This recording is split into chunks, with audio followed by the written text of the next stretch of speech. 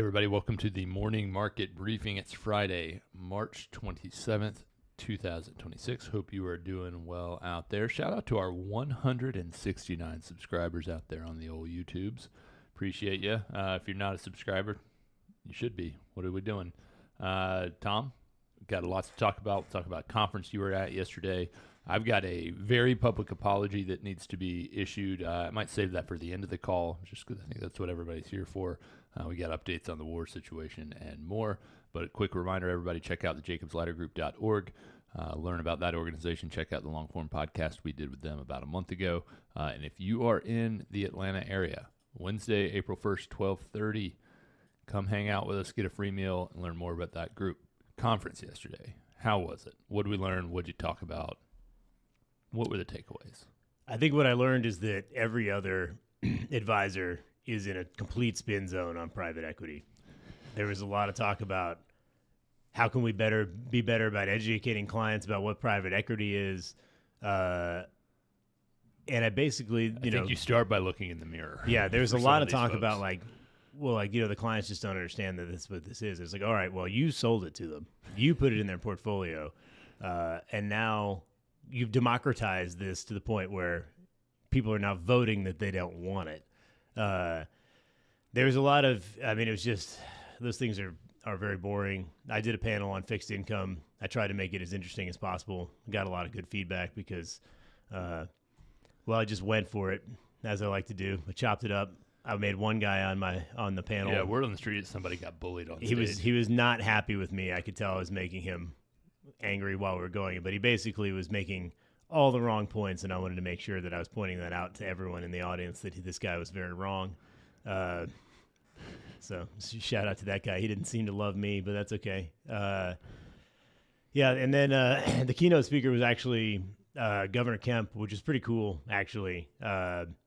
He was short and sweet and gave, kind of just a highlight of what's going on in Georgia. He talked a lot about the ramp up in data centers and how, there are features and bugs to that. But basically the Georgia, because we have the newest nuclear facility that's been stood up in the last 20 years, we actually, from a grid perspective, have a really good shot at getting some of these data centers. And that because the move and the example is, Meta, what they call getting in front of the grid as opposed to behind the grid. In Louisiana, they're, basically Meta was like, hey, we're going to stand up these gas power plants and then squeeze into the front. Yeah, we'll screw. So instead of being like, we're pulling the power from the back end and everybody else is going to pay for it, they're going to be on the other side basically saying, we're not going to need all this power, so we'll subsidize the rest of it. And he gave the example of there's a data center that went in Loudoun, Virginia, where they basically have had so many data centers go in that now they are basically eliminating property taxes in that county because they're making so much money off the data centers and all the power generated for the production of AI. And if you look in the neighboring counties, they've been basically in a position where, they're continuing to have high ad valorem taxes on homes. So that's an interesting thought. He talked about how we actually have huge solar farms. So shout out Washington County. I know has a big narwhal client presence, but also a huge solar farm that went in, I don't know, probably 15 years ago. Mm-hmm. So that was pretty interesting. He gave a little bit of commentary on he says he loves Georgia Tech, but that he's hoping that he can hand off another an 8th consecutive Governor's Cup to the Georgia Bulldogs. Though he did say that the 8 overtimes, that they were waiting in the tunnel to hand out the cup. And for hours. And he said it was, freezing cold. He had not prepared from an outerwear perspective, and that he was just getting destroyed in there with his family. And so by the time he handed it off, he was like, man, I was so ready to go home. He's like, I was so cold.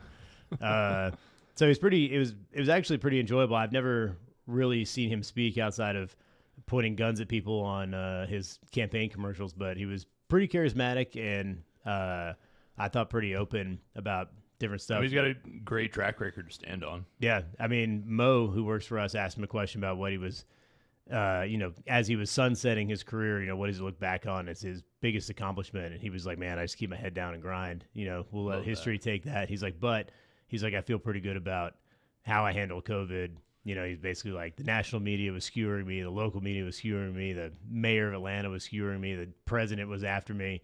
He's like, but, he's like, I go around, people are like, we don't want to be locked down, we don't want to wear masks. And he was just like, so I just made it happen. And I was like, hell yeah, let's go. I mean, he got so much criticism. He did. I mean, he was the laughing stock of the country early on. And I think, he's got to feel quite validated by how the situation unfolded and the data that came out, and the real understanding that validated where he was, which again may have been less focused on, this is what the science actually is, and more so on, I want to give the people what they want. Yeah. But he did that and it worked out. And he talked about lowering the state income tax. He talked about how much money we have. He talked about, which is topical for our clients, the gas tax rollback.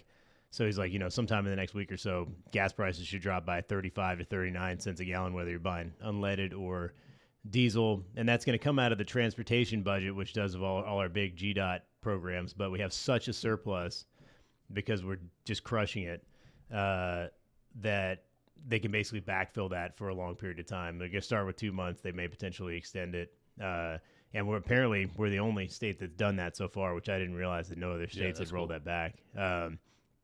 But I think it's interesting, and I feel like Atlanta is often ignored from its economic diversity. Mm-hmm. Like you think of New York, you think Wall Street, you think of San Francisco, you think tech.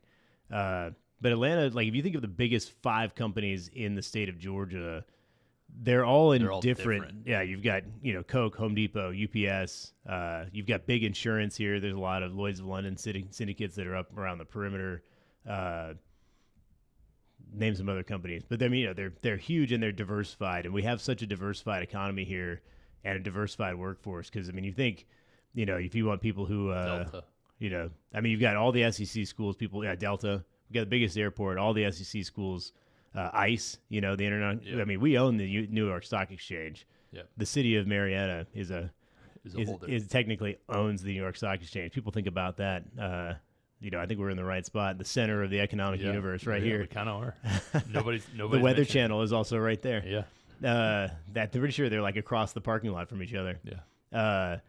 So I think it's something to be said about navigating COVID, having a powerful economic state. He talked a lot about the net inflows of population and how they're trying to attack the traffic issues. They're going to add another lane to 75 South because that's become the next big choke point after the I-20 exchange, revamp that they're doing over the next couple of years. So I thought he was a pretty interesting speaker. I enjoyed, had to sit through a lot of really dull private credit talk to get there, but I'm glad I stayed to watch him talk. Did he allude at all to any future political aspirations?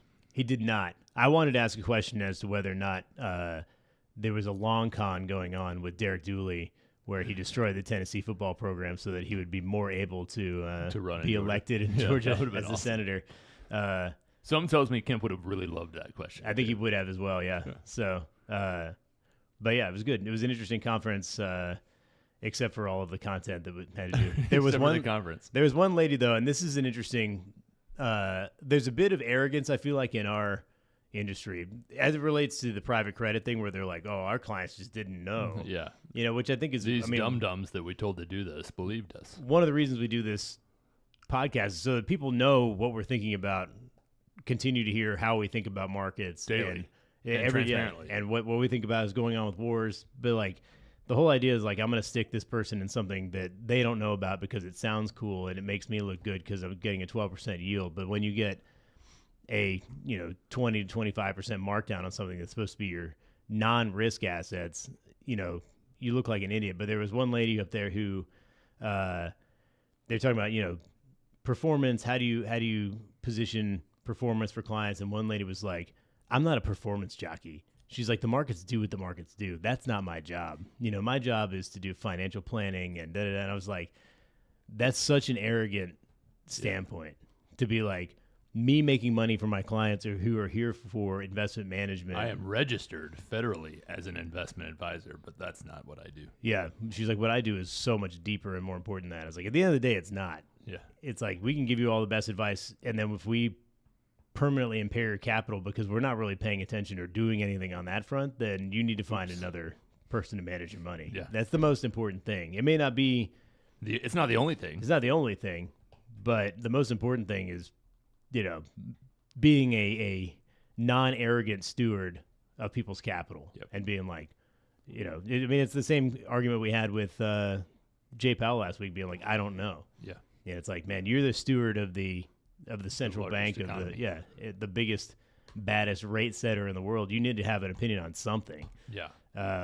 So I thought that was I think there's a lot of arrogance with the private credit thing, and that's what was on display yesterday. Maybe my biggest takeaway. Good to know. Not shocking though.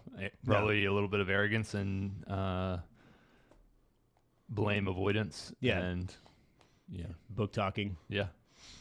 On the war front, we've got an extension now. President Trump truthed out.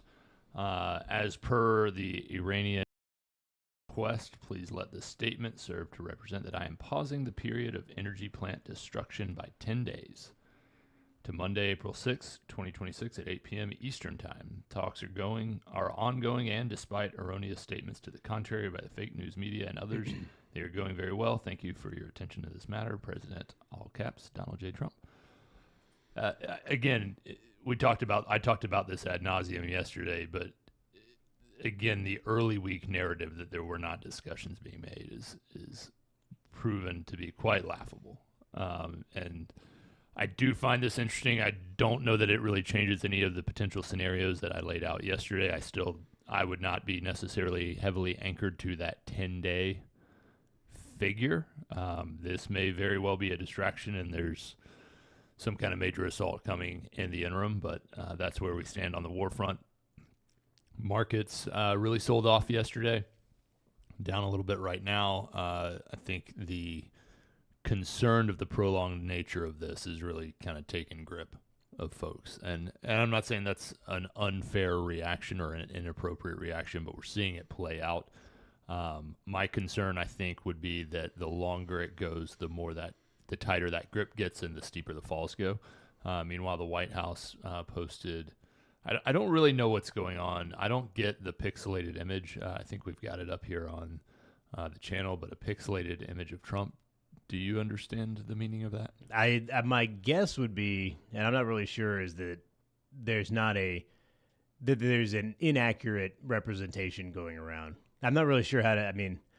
I feel like I'm pretty savvy as it comes to internet being online, or at least Twitter forward. I take great pride in that, but I'm not really sure what the message is here, other than like you're getting a blurred view of what's actually happening. Yeah, would be my guess. It's sort of I don't know. It's very strange.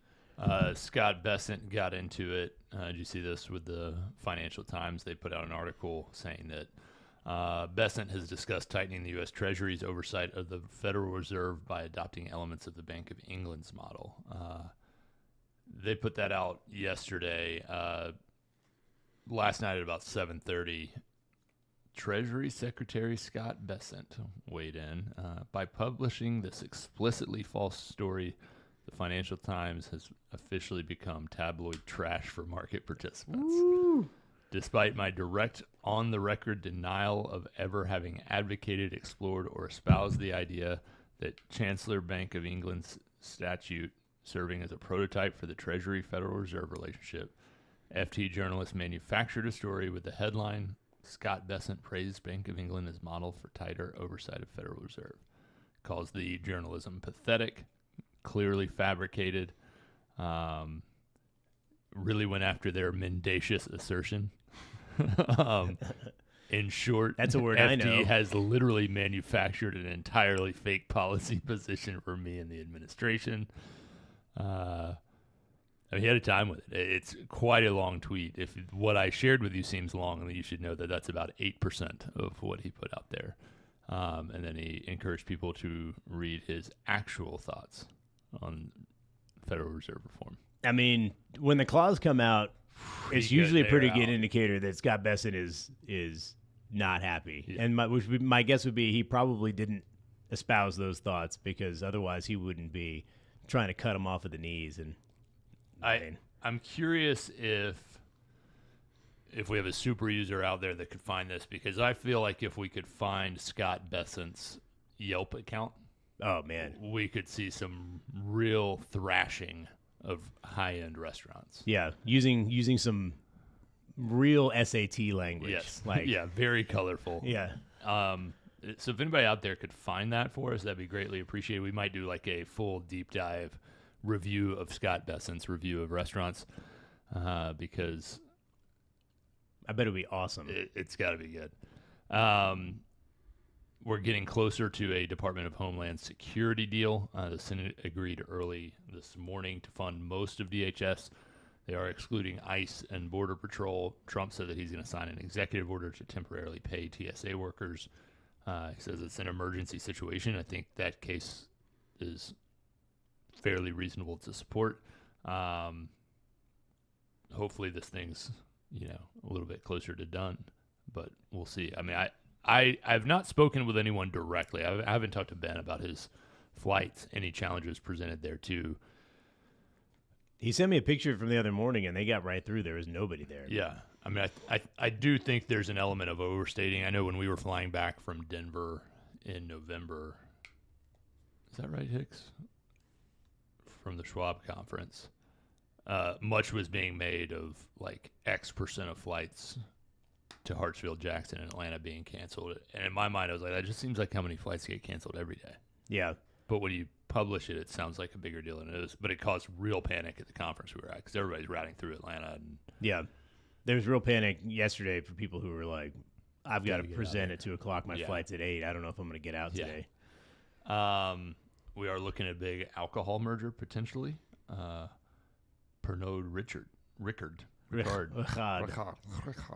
Ricard is a pastis. It's I would say it's similar to Ouzo. It's green, and it's traditionally served by putting a little bit at the bottom of a glass, then adding water, then ice, and it becomes like a. So it's like a distillate. Yeah. It's like it's kind of like the liquor, opposite of absinthe. It's licoricey. Yeah, I had some when I went to a wedding in France. I have some at the house because shout out to my good buddy Antoine Blanchet.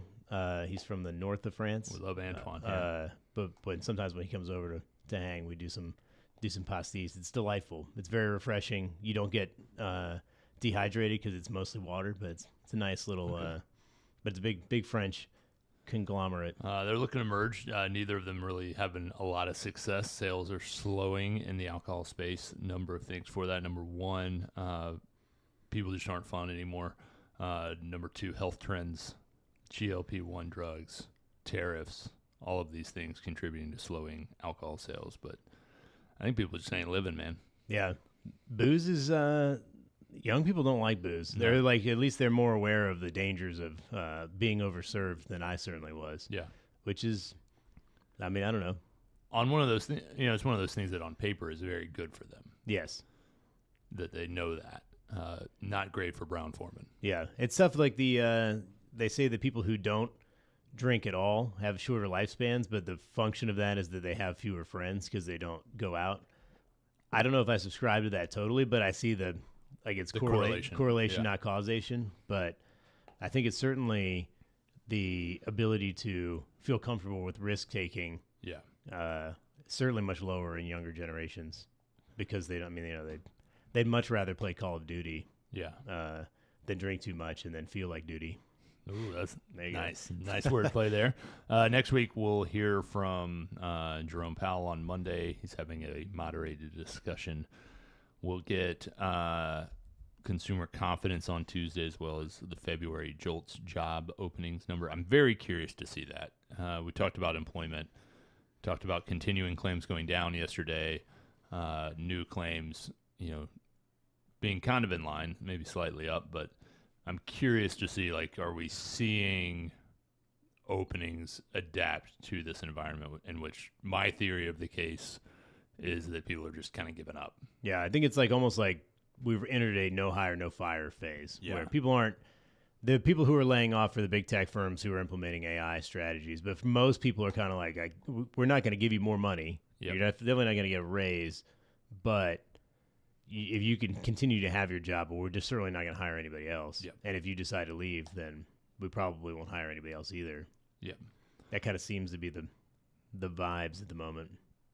We'll get Nike earnings next week. We'll get employment's going to be the big picture, though. ADP coming on Wednesday morning, and then the official number on Friday. So it's kind of what we're looking out for. Anything top of mind for you?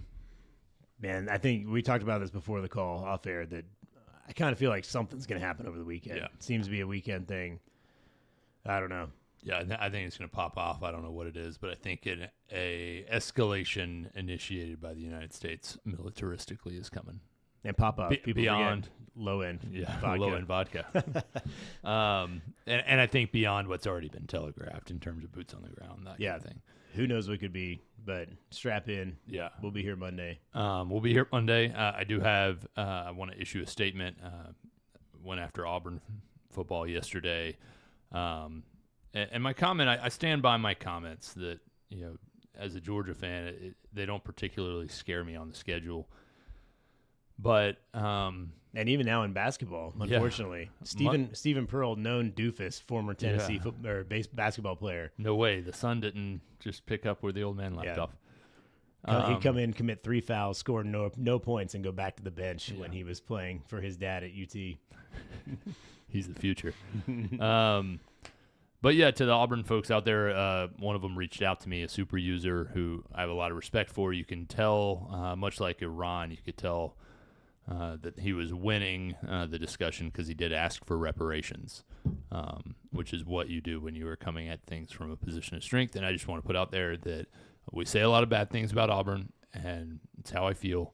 I want to give you guys credit for something, and I want to give Auburn is not, in this era of football, Auburn is not getting enough credit for really pioneering the NIL model. They did it a decade and a half ago, and my understanding is that everybody loves that. They like the players transferring. They like them getting paid lots of money. Cam Newton was really struggling to stay out of trouble at the University of Florida. His dad got a nice $180,000 donation to his church, and then it might be the cheapest national championship of the NIL era. It was a great NIL deal, and Auburn really paved the way for these young student athletes to be compensated fairly. So we'll leave on that good note. That's all I got. But hang in there. Thanks for sticking with us. No check coming in the mail. No reparations being paid to Auburn fans. But we are having negotiations. We are in talks for a peace settlement. So we'll see what happens. You guys have a great weekend. We'll talk to you soon. Bye.